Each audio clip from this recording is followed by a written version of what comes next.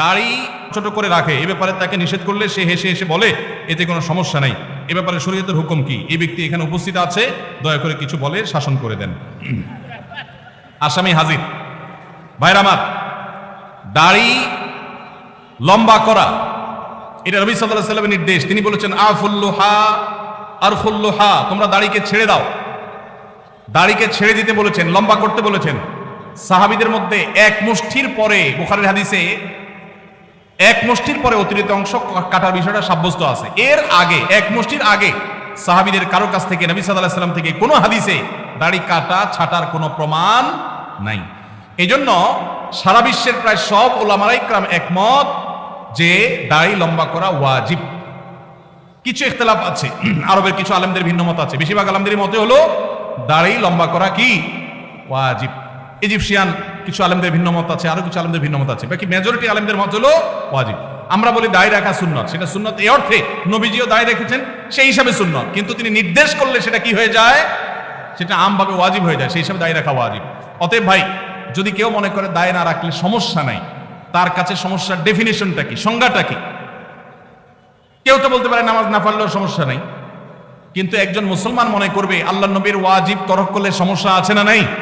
আছে। কিয়ামতের ময়দানে তার জন্য জবাবদিহি করতে হবে কি হবে না? হবে। তবে আমাদের ভাই কেউ হয়তো খোঁচা খোঁচা দাঁড়িয়ে রাখা শুরু করেছেন, আমরা তাকে অ্যাপ্রিসিয়েট করবো, আমরা তাকে দূরে সরাবো না।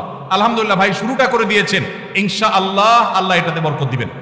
আমরা তাকে এটাকে লম্বা করার জন্য নসিহা করব। তবে সেই সাথে এটাও আমাদের মাথায় রাখতে হবে, দাড়ির চাইতে অনেক ইম্পর্টেন্ট নির্দেশ আছে আল্লাহর, যেগুলো আমরা অহরহ লঙ্ঘন করি। আছে না নাই? এটা শুনে আবার বেদাড়ি একটু খুশি হয়ে গেছে, যাক আমাদের পক্ষে একটু আসলো। ভাইরা আমার, দাড়ি রাখা ওয়াজিব, সেটা নিয়ে কোনো আলাপ নাই, সেটা নিয়ে কোনো ছাড় নাই।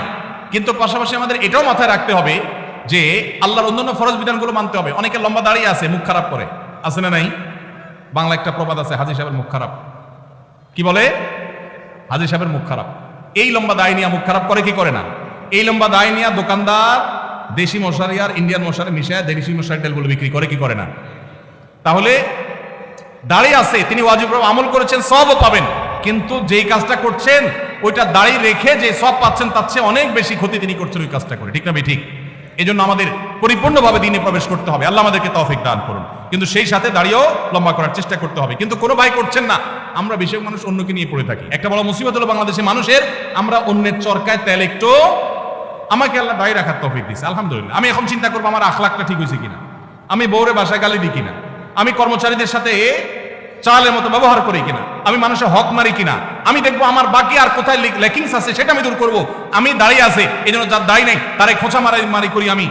এটা তো কোনো মুসলমানের কাজ হতে, আমি চাইবো আমার ভাইয়ের দাড়ি লম্বা হোক, কিন্তু সেই সাথে আমি চাইবো আমার আরো যে দুর্বলতা আছে সেগুলো যেন দূর হয়। আল্লাহ আমাদেরকে আমলের তৌফিক দান করুন।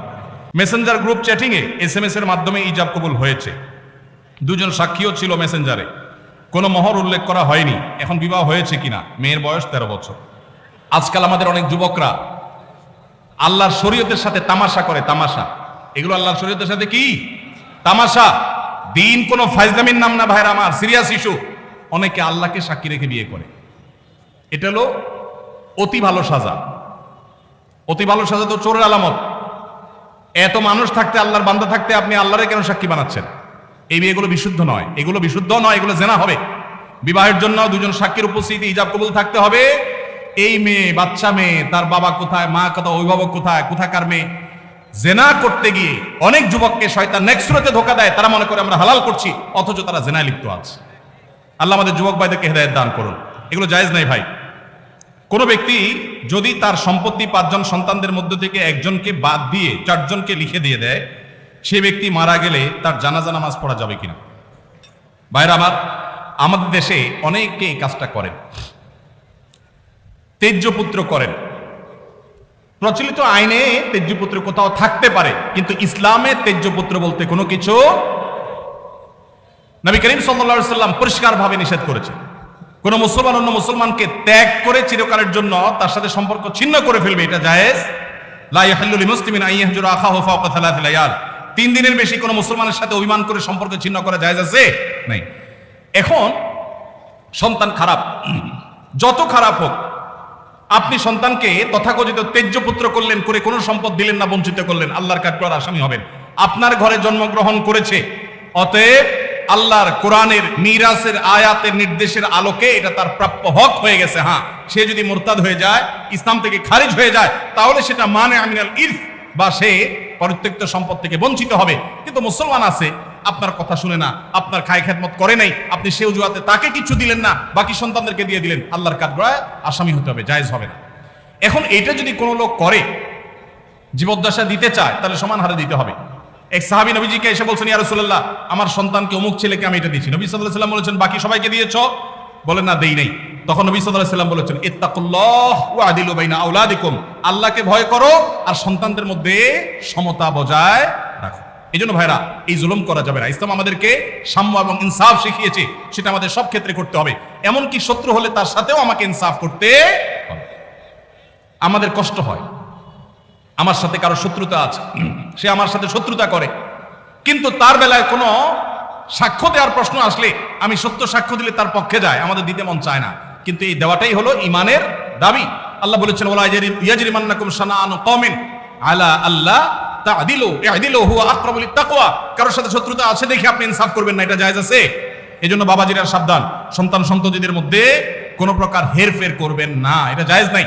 সেই সন্তান যদি খারাপ হয়, সে আল্লাহর কাছে দায়ী হবে, ভিন্ন কথা। তো আপনি তাকে সম্পদ থেকে বঞ্চিত করতে, হ্যাঁ, যেটা আপনি করতে পারেন, একটা সন্তান নেককার, মাদ্রাসায় পড়ে, দিনদার, ওকে একটু সম্পদ বাড়াই দিলেন তার দিনদারিতার কারণে, সেটা জায়েজ আছে।